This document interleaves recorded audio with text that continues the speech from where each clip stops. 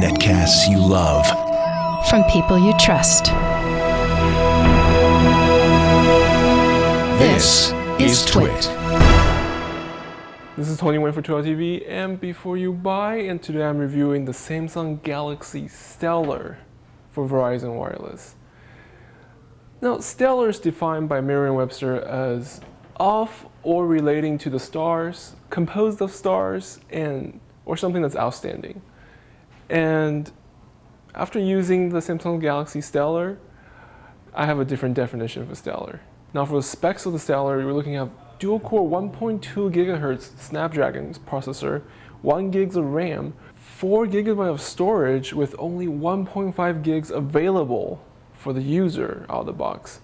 Now you can always supplement that with your micro SD card storage, which bumps you up to 32 gigabytes, which is, average. And speaking of average, the display is only a 4-inch TFT display, not even AMOLED. It's 800 by 480, which is kind of awkward looking at your Android 404 menu and realizing that you're constantly scrolling because the menu is not displaying correctly because the phone software is expecting to have a higher resolution than 480. Running the OS, the phone is nice and snappy, no problem whatsoever, low resolution display, the processor can handle it. Now, the spec that really made this phone not so stellar is the not so stellar 3.15 megapixel camera from 2008. Even though the phone does come with a 1.3 megapixel front-facing camera for your selfies, but 3.15 megapixel with no flash,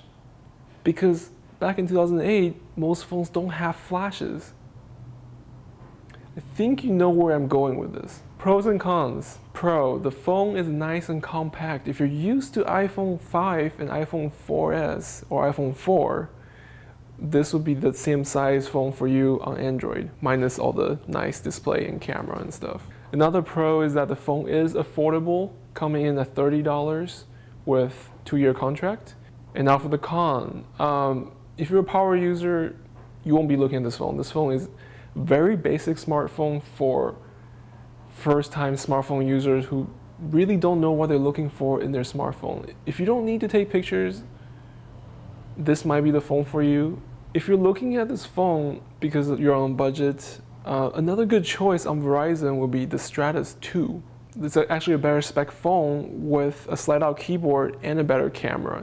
And the phone is actually free right now from Verizon with 2-year activation. The iPhone 4 is still available on Verizon for free with 2-year activation. Buy, try, or don't buy, I'm gonna have to give the Stellar a don't buy. If you're looking for a budget phone on Verizon, you can get the iPhone 4 for free, you can get the Stratus 2 for free, and both phones are better spec'd and just overall better phone than the Stellar, which is not so stellar.